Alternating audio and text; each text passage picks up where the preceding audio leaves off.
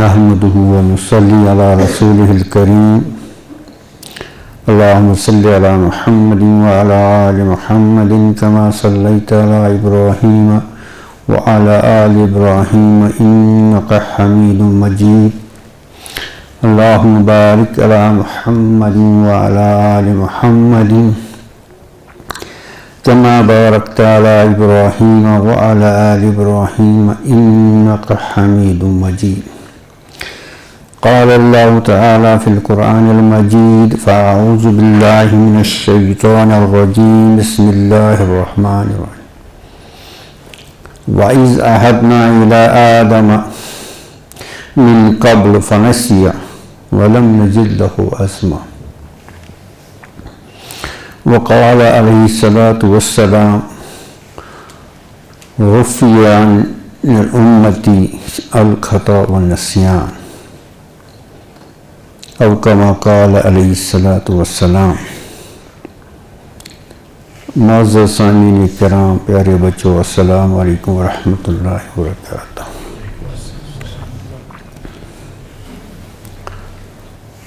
اللہ تعالیٰ سے دعا کرو کہ اللہ تعالیٰ یہاں بیٹھنے کو قبول کرے اور کچھ نافع باتیں کہنے سننے کی توفیق نصیب کرے۔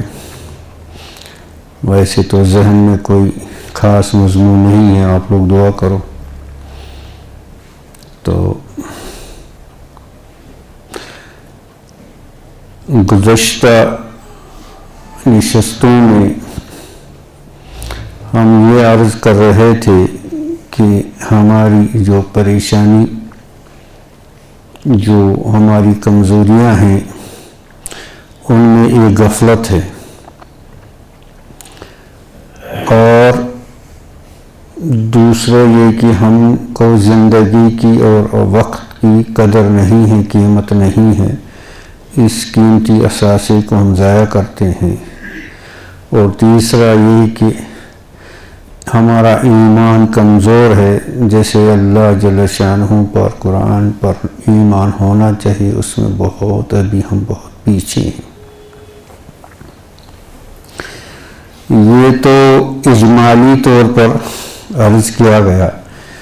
اجمالی یعنی یہ ایک جنرلائز اسٹیٹمنٹ کے طور پر یا ایک عنوان کے طور پر عرض کیا گیا۔ اب ہم اس کی تفصیل میں تھوڑا بہت کہ یہ جو غفلت ہے اس کی تفصیل میں تھوڑا بہت عرض کرنے کی کوشش کریں گے۔ میں نے پہلے بھی عرض کیا کہ ہمارے یہاں علمی بیانات نہیں ہوتے ہیں، ہم دیکھتے ہیں ہماری کیا کمزوریاں ہیں اور ان کمزوریوں میں ہم اپنی اصلاح کیسے کریں، یہ پریکٹیکل پارٹ آف اٹ۔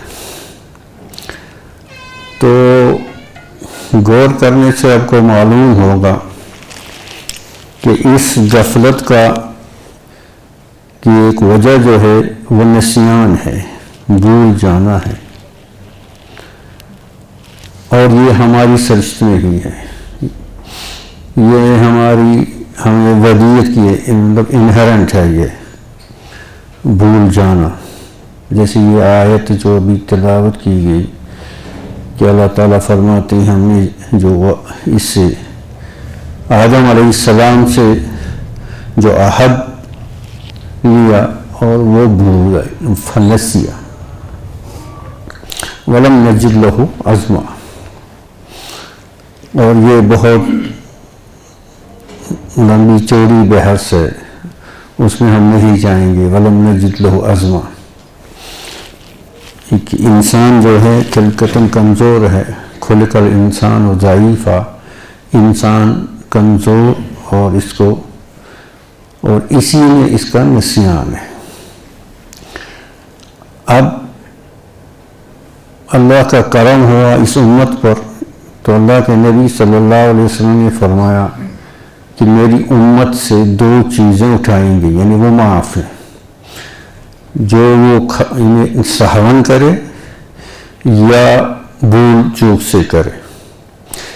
جیسے اگر روزے دار نے بھول چوک سے کچھ کھایا تو اس کا اس پر نہیں ہوتا ہے۔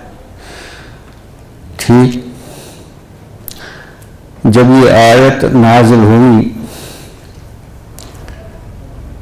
وَإِن تُبْدُوا أَوْ تُخْفُوهُ يُحَاسِبْكُم بِهِ اللَّهُ وَإِن تُبْدُوا أَوْ تُخْفُوهُ يُحَاسِبْكُم بِهِ اللَّهُ، آپ چاہے چھپا کر رکھو یا اس کو ظاہر کرو، اللہ آپ سے حساب لے گا۔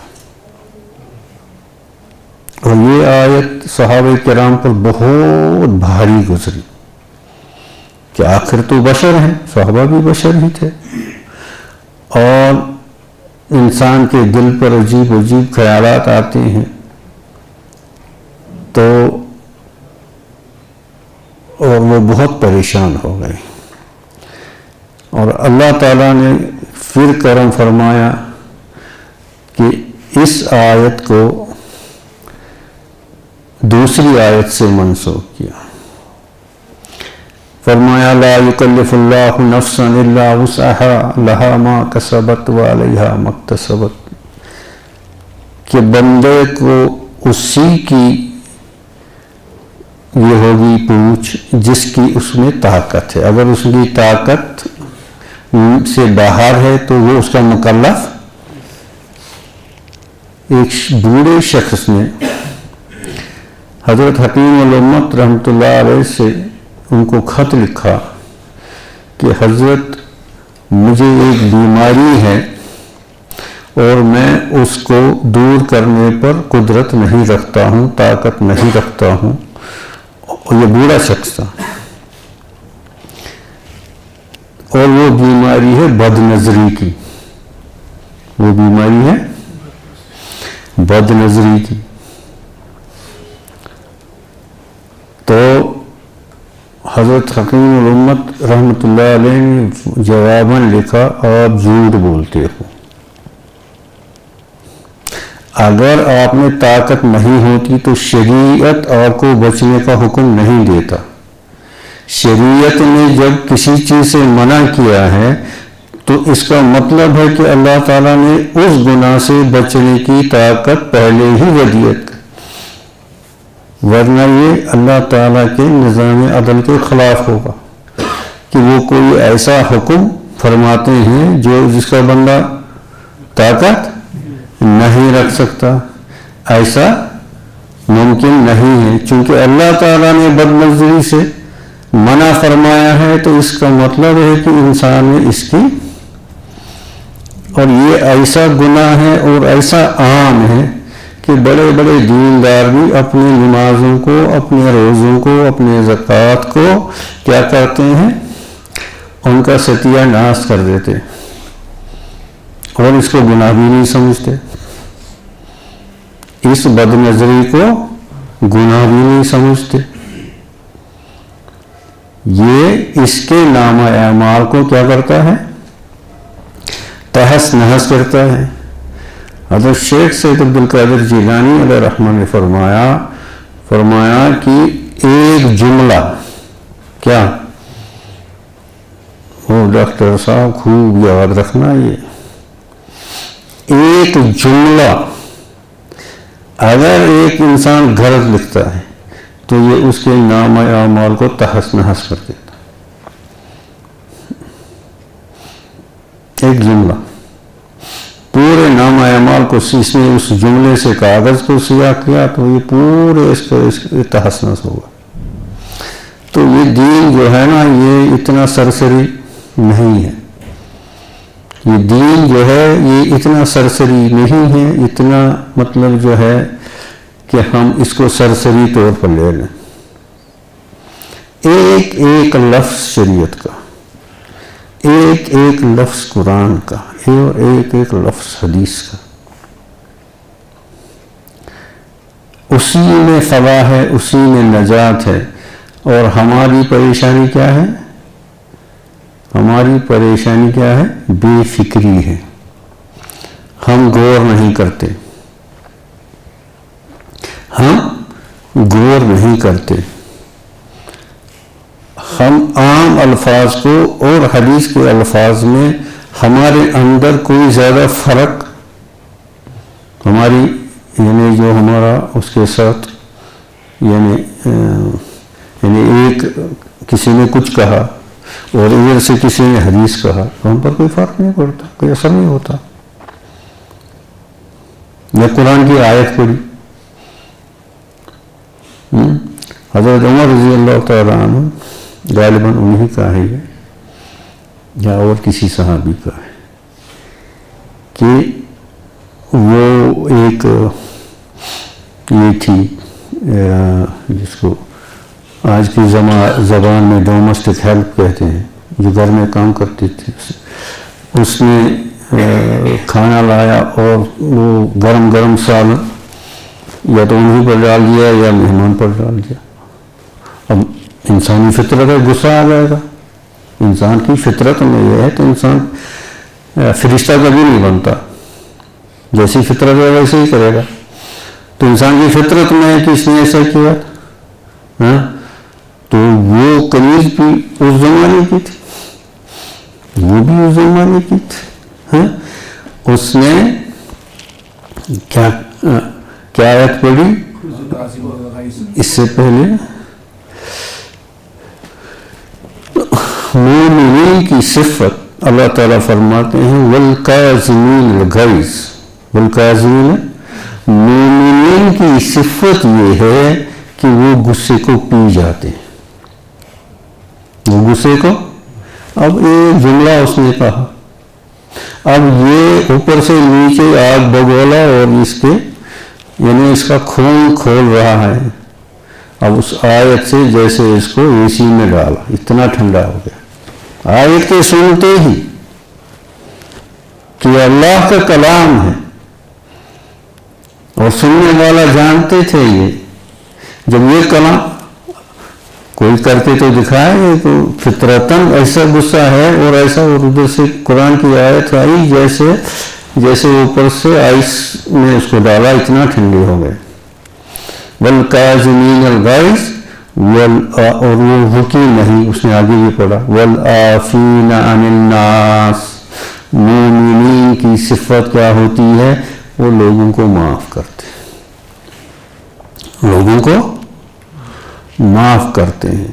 تو انہوں نے اس کو صرف معاف ہی نہیں کیا، اس کو آزاد بھی کر دیا، اس کو آزاد بھی کر دیا. یہ صفت کب پیدا ہو جاتی ہے؟ یہ صفت کب پیدا ہو جاتی؟ آپ نے پرسوں مفتی صاحب نے بھی یہ مفتی مظفر صاحب نے یہاں یہ تذکرہ کیا اس کا کہ امام مالک رحمۃ اللہ علیہ، امام مالک رحمۃ اللہ علیہ کے پاس اگر کوئی مسئلہ پوچھتا تو بتا دیتے فٹافٹ، اور اگر پوچھنے والا کہتا کہ حضرت مجھے حدیث سننی ہے، کیا سننی ہے، تو کہتے تھے ابھی ٹھہرو. اندر جاتے تھے، نئے جوڑا زیبتن کرتے تھے اور ایک اونچی وہ رکھا تھا سیٹ اس زمانے کی، اور مفہوماً یہ فرماتے تھے یہ شاہی کلام ہے، اس کے آداب بھی شاہی ہونے چاہیے. یہ شاہی کلام ہے، اس کے آداب بھی شاہی ہونے چاہیے. اس کے سامنے نہ کہ انسان کا روح، انسان کا قلب جھکے، بلکہ فزیکلی بھی اس میں وہ عظمت تک کے، اس کی باڈی لینگویج سے بھی، اس کی باڈی لینگویج سے بھی اس کی عظمت ظاہر ہو جائے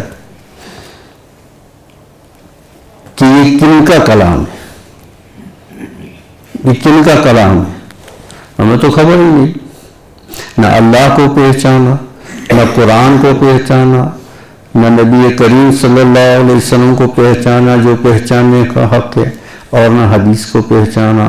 اس لیے ہمارا یہ حال ہے، اس لیے ہمارا یہ حال ہے جو ہے. وہ سمعنا و اطعنا، وہ صفت جو صحابہ میں تھی اور صالحین میں جو آج بھی ہوں گے صالحین. صالحین سے تو کبھی زمانہ خالی نہیں رہے گا. صالحین کہ انہوں نے سنا اور مان لیا. سمعنا وأطعنا, سنا اور فوراً اطاعت کی. اس میں کج بحثی بحث یہ وہ تعویلیں یہ کچھ نہیں. ٹھیک. اب یہ جو انسان جب اس دنیا میں آیا تو اس دنیا سے پہلے ہی عالم ارواح میں اللہ تعالیٰ نے ہم سب سے کیا لیا؟ ایک عہد لیا, ایک کووننٹ لیا, جس کو کیا کہتے ہیں؟ الست بربکم, میثاق. اللہ تعالیٰ نے سارے ارواح وہاں تھے اور اللہ تعالیٰ نے فرمایا کیا میں آپ کا رب نہیں ہوں؟ اور ہم سب نے جواب دیا قالوا بلی. اور جب اس قید حیات میں آ گئے تو بھول گئے. اس قید میں جب آ گئے تو بھول گئے, نسیان ہو گیا. ٹھیک. لیکن اللہ تعالیٰ نے ہمیں ایسے نہیں چھوڑا, پیغمبروں کو بھی بھیجا, کتاب بھی بھیجی, اور وہ بار بار اس کو ہمیں یاد, لیکن ہم جو ہیں سمجھنے کے لیے, ہم جو ہیں ہمیں غفلت اور نسیان اتنا گہرا ہے کہ ہم سمجھنے کے نہیں کہ اللہ ہمارا رب ہے. اللہ ہمارا, اس کہنے میں مجھے معاف کرنا چاہیے, اس کہنے میں ہم منافق ہیں. یعنی منافق کہتے ہیں جس کو قول اور فعل میں تضاد ہو. اس کا قول جو ہے اس کے فعل اس کا فعل اس کے قول کی شہادت نہیں دیتا. حضرت شیخ سید عبد القادر جیلانی رحمۃ اللہ اکثر یہ اپنے مواعظ میں فرماتے تھے یا غلام انت المنافق, یا غلام انت المنافق ھذا فی لسانک ما فی قلبک. یہ جو کلمہ وغیرہ جو بھی تو کہتا ہے تمہاری زبان پر, آج سے کتنے سال پہلے, یہ تمہاری زبان پر, یہ اندر نہیں گیا. اور صحیح مسلم شریف کی جو یہ حدیث ہے, صحیح مسلم کی حدیث ہے کہ ایک زمانہ آئے گا, ایک زمانہ کہ لوگ کہیں گے کہ اگر اس زمانے میں کوئی عالم ہے, کوئی اللہ والا ہے, فلاں ملک میں, فلاں شہر میں, فلاں گھر پہ, فلاں قبیلے کا ایک آدمی ہے, اگر کوئی اللہ والا, وہ لوگوں میں مشہور ہوگا دنیا میں. اور اللہ کے نبی صلی اللہ علیہ وسلم نے فرمایا یہ شخص ایسا ہوگا کہ اس کو جو یہ دین ہے اس کے گلے سے نیچے نہیں اترا ہوگا.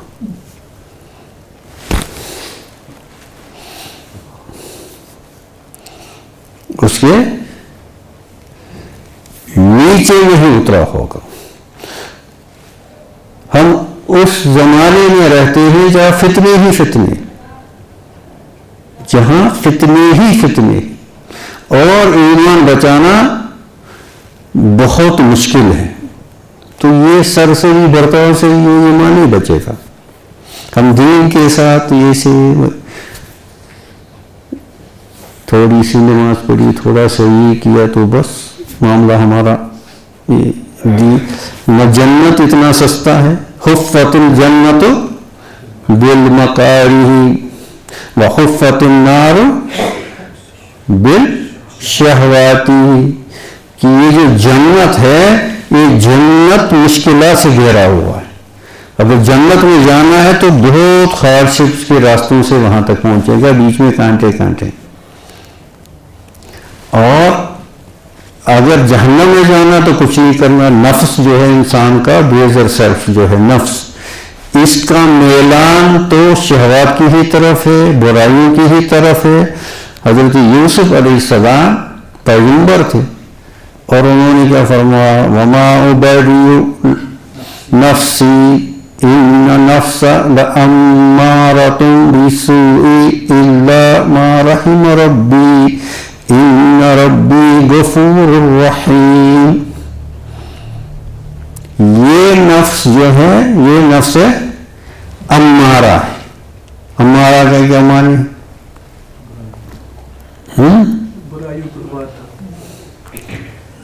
نہیں، وہ تو امران سے بھی کام چلتا. یامر بالسوء، یہ امارہ سے کیا مراد؟ اس میں مبالغہ ہے، اس میں ایگزیجریشن ہے، یعنی بہت بہت برائیوں کی طرف حکم کرنے والا. نفس امارہ یہ بہت بہت زیادہ برائیوں کی طرف، ہاں جسے اللہ رحم کرے، اور اگر اس نے سمجھا تو اللہ تعالیٰ غفور ہے، جو پہلے غلطیاں ہوئی وہ معاف کرے گا، اور آگے اس توبہ پر استقامت کے لیے وہ رحیم ہے.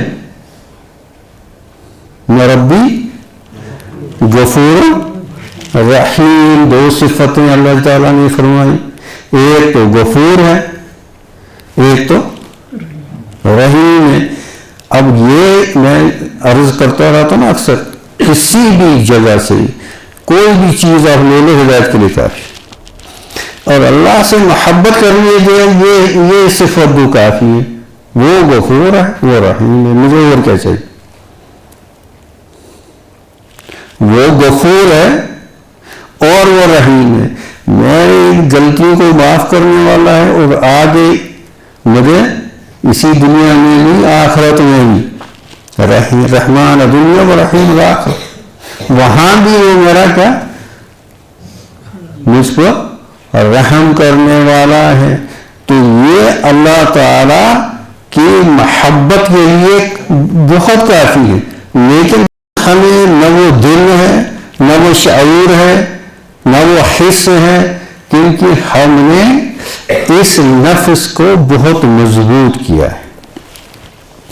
ہم نے کیا کیا ہے؟ اس نفس کو بہت. موسیٰ علیہ السلام نے اللہ تعالیٰ سے عرض کیا، یا اللہ میں آپ کے پاس آنا چاہتا ہوں. وہ بہت آسان ہے. اللہ تعالیٰ نے فرمایا دا نفس پتا، ارے اس میں کیا مشکل ہے؟ نفس کو چھوڑ آ جا. دا نفس وتعال، چھوڑ نفس کو. تمہارے اور اللہ کے درمیان جو حجاب، جو پردہ حائل ہے، وہ خود تمہارا نفس ہے، ورنہ اللہ تعالیٰ کو کوئی چیز حجاب نہیں بن سکتی. اللہ تعالیٰ کو کوئی چیز، اس کا ظاہر ہونا ہی، اس کا ظاہر ہونا بھی، یعنی اتنا ظاہر ہونا اس کے باطن ہونے کی دلیل ہے. یا ظاہر یا باطن کہتے ہیں، کہتے. تو وہ کون سی چیز ہے کہ اللہ کی اس کو روکے؟ کوئی چیز ہے جو اللہ تعالیٰ کی رعیت کو، اللہ تعالیٰ کی اس کے ظہور کو روک سکے؟ وہ کون سی چیز ہو سکتی ہے جو اس کو روک سکے؟ اس کو اب آپ لوگ تو زیادہ سمجھیں گے. اس کو کہتے ہیں has to evident to be سین.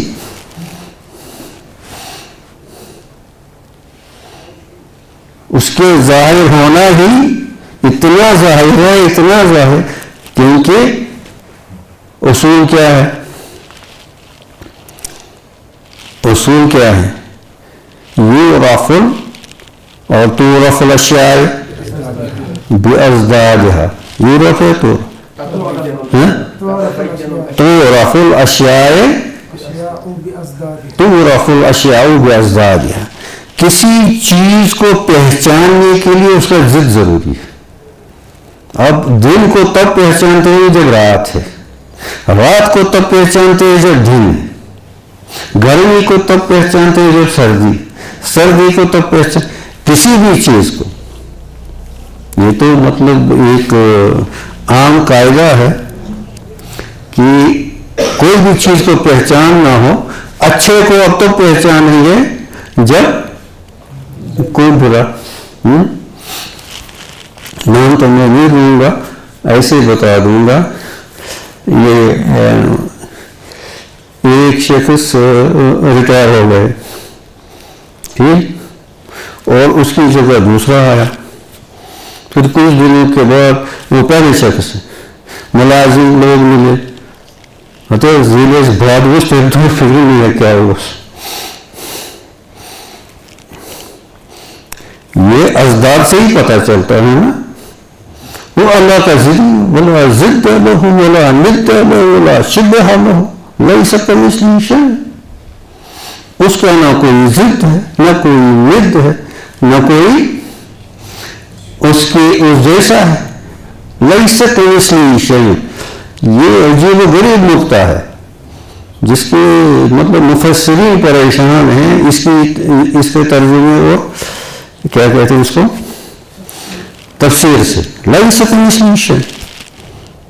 انسان ایسا جملہ نہیں کہہ سکتا. لیس کمثلہ شیء. اب اس جیسا کچھ نہیں تو کیسے پہچانو گے؟ پہچاننے کا جو معیار دنیا میں قائم ہوا وہ تعرف الاشیاء باضداد ہے کہ چیزوں کو اپنے ضد سے، اپنے اپوزٹ سے، انٹونیم سے یا جو بھی کہو اس سے پہچانا جاتا. اللہ تعالیٰ کا تو ہے ہی نہیں، وہاں تو ہے ہی نہیں. تو اب جب وہ باطن، جب آپ اس کے باطن کہیں گے کیا اس وقت وہ ظاہر نہیں ہے؟ جب یا باطن آپ پکاریں گے کیا اس وقت وہ ظاہر نہیں ہے؟ جب یا ظاہر کہیں گے کیا اس وقت وہ باطن نہیں ہے؟ ایسے تو نہیں ہو سکتا. وہ تو ہمیشہ ہیں جیسے ہیں، وہاں کسی چیز کا اضافہ نہیں ممکن.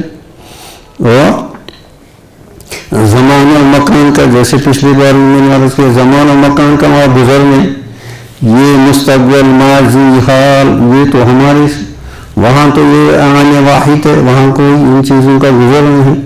اللہ کی شان بہت بلند بالا. اسی لیے انسان کو اللہ تعالیٰ کہتے ہیں انسان کا دماغ، برین، وہ ڈاکٹر صاحب روز برین کھولتا ہے نا، کھوپڑی اٹھاتا ہے اور برین وہاں خفی اور اخفا کا ڈھونڈتا ہے، ابھی تک نہیں ملا اس کو. تو کہتے ہیں اس برین کو اگر ایک لیئر میں، ایک تہ میں پھیلائیں گے تو جسے 2 فٹ بال گراؤنڈ ہے اتنے میں یہ پھیل جائے گا. اتنا یہ اللہ تعالیٰ نے عجیب و غریب. اور ابھی تک سائنس کا پتہ نہیں، ڈاکٹر صاحب ہم مجھے مانیں گے 5% بھی شاید یہ پورا ایکسپلور نہیں ہوا ہے.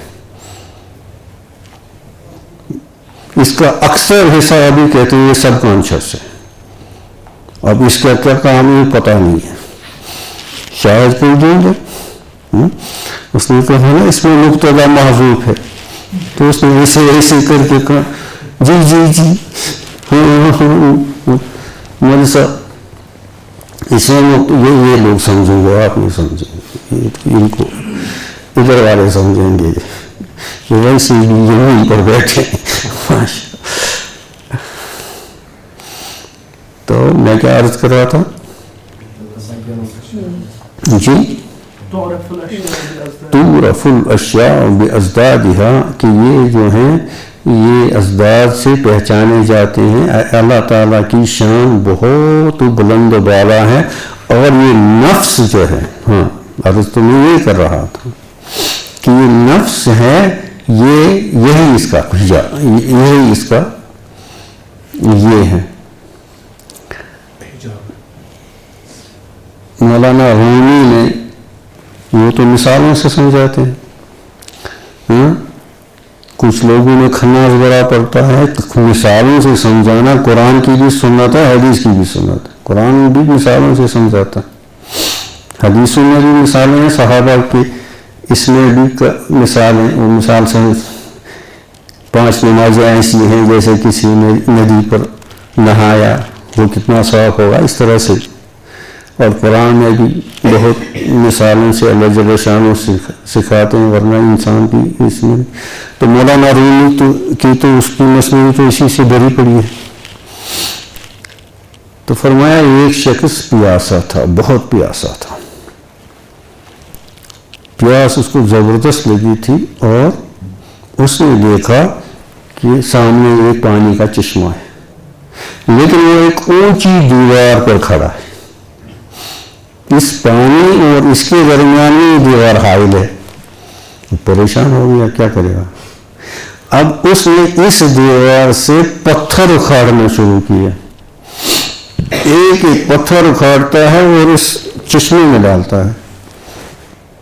اب اس سے اس کے دو مقصد پورے ہوتے ہیں، ایک تو دیوار پست ہوتی ہے، دوسرا پانی کی سطح اوپر، ٹھیک۔ اور جب اب یہ مولانا لکھتے ہیں کہ یہ جو پتھر اس میں ڈالتا ہے، خود تو بہت پیاسا بھی بھوکا بھی ہے، لیکن جو پتھر ڈالتا ہے جو پانی سے آواز آتی ہے اس سے اس کو لذت محسوس ہوتا ہے، اس سے تو دیوار نیچے نیچے آ رہا ہے اور یہ پانی تو جب تک دیوار ہے پانی تک نہیں پہنچے گا۔ تو فرمایا یہی حال نفس کا ہے، یہ جو اس میں اخلاق رذیلہ ہیں اور قوت غضبیہ اور قوت شہویہ کا جو غلبہ ہے، جب تک آپ اس کو یہ اکھاڑ پھینک نہیں کریں گے تو آپ پانی تک نہیں پہنچیں گے۔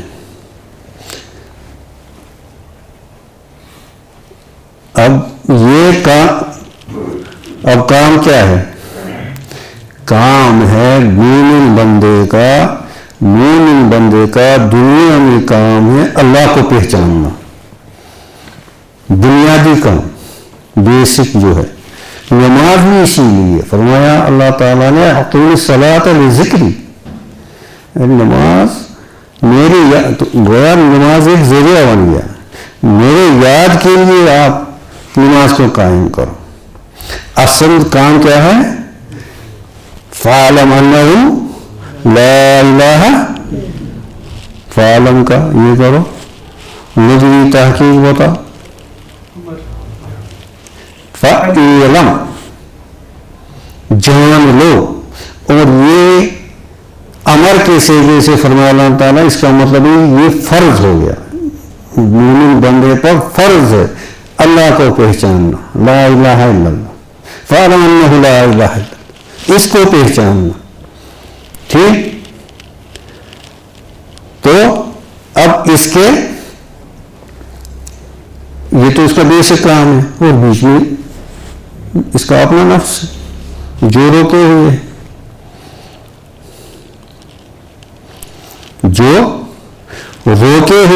اب اس کو کیا کرنا ہے؟ خوب سونا، خوب آرام کرنا اور 2-4 رکعتیں پڑھنا، مسئلہ حل، اور باقی جو کرو وہ کرو، اور نفس کو اور موٹا تازہ کرتے کرتے چلے جا۔ اور اس کی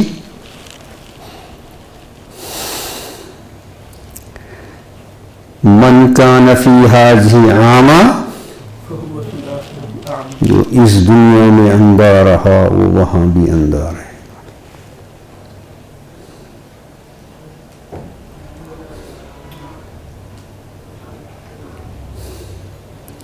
اس بصیرت کو حاصل کرنے کے کوئی چیز دنیاوی چیز، اب دنیاوی چیزوں کو حاصل کرنے کے لیے ہم کتنی محنت کرتے ہیں، پوری زندگی لگاتے ہیں،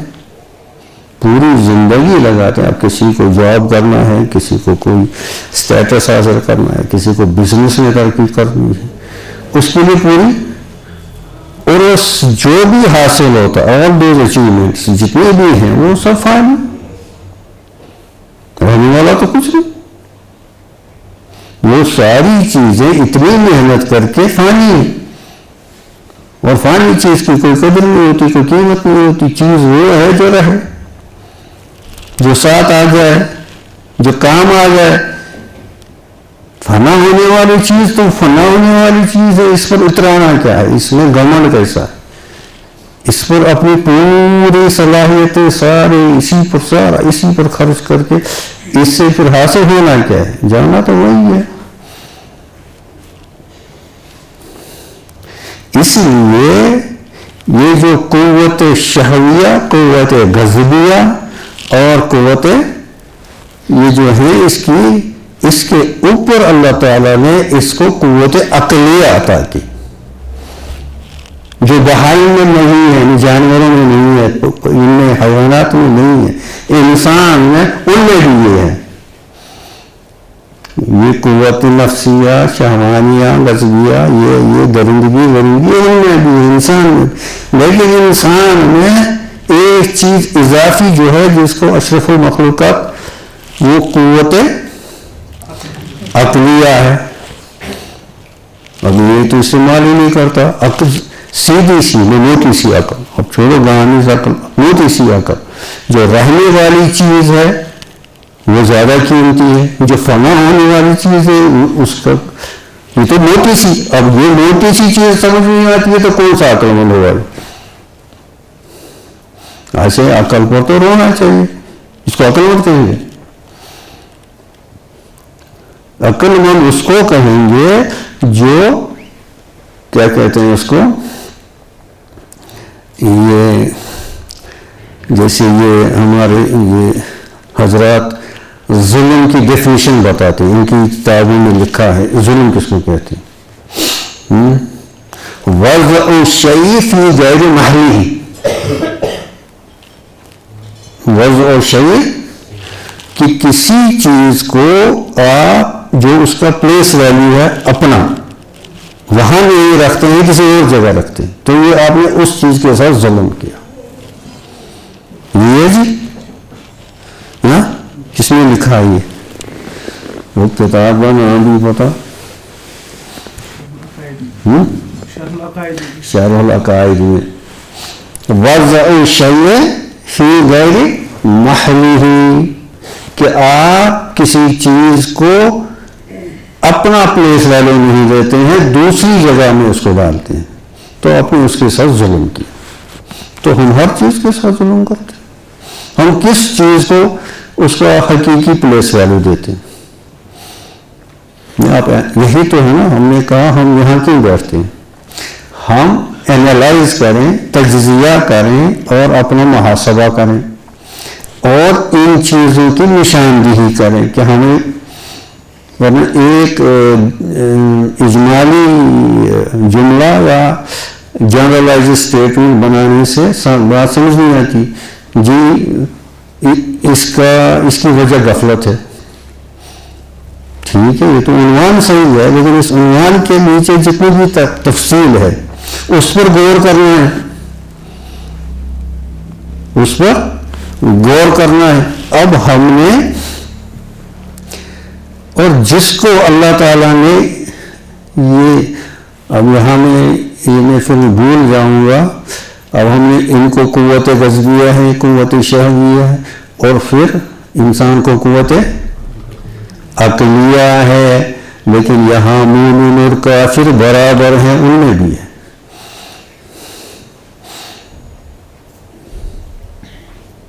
ان میں نہیں قوت عقلیہ ہے، ان میں بھی ہے. تو پھر کچھ اور چیز ہے جو مومن کے پاس ہے ان کے پاس نہیں ہے، جو مومن کے پاس ہے ان کے پاس نہیں، یہ تو ان کے پاس نہیں ہے کیونکہ انہوں نے اسی سے کام لیا، اسی لیے وہ اس محدود دائرے سے باہر نہیں آئے. وہ اس کیونکہ عقل تو محدود ہی ہے، لمیٹڈ ہے. تو ایک فلاسفی میں ایک ڈیبیٹ ہے، بہت بحث ہے،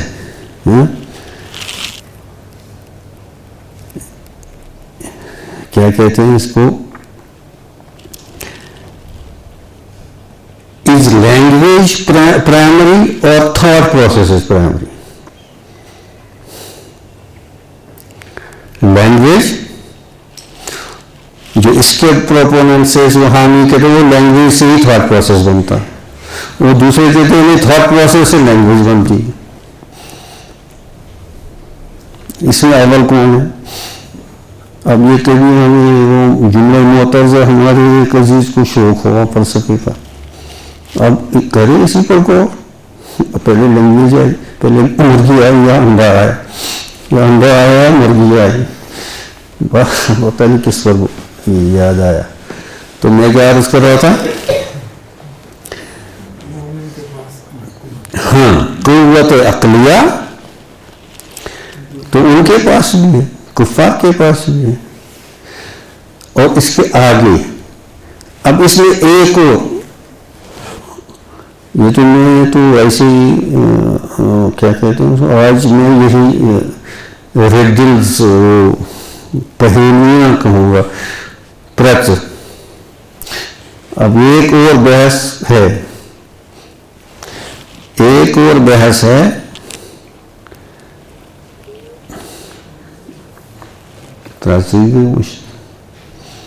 ایک تو میں نے کہا یہ میں کیا کہہ رہا تھا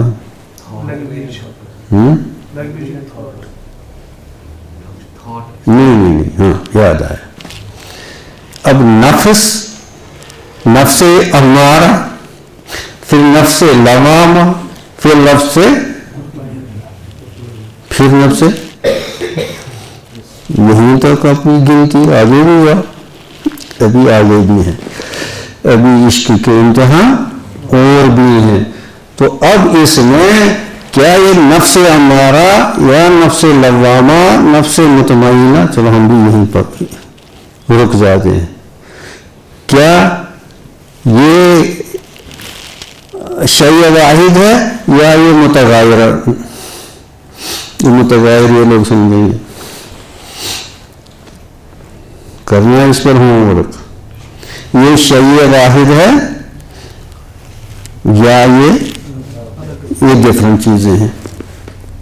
تو اب زیادہ تو اسی کا کیا ہے، یعنی راجح قول تو یہی ہے کہ یہ ایک ہی چیز ہے اور وہ اس کے اسٹیٹس ہیں، مختلف درجات ہیں. تو اب نفس امارہ کو لوامہ بنانا ہے، پھر مطمئنہ بنانا ہے. نفس امارہ کو مومن کا کام کیا ہے اس کی نشاندہی ہو رہی ہے.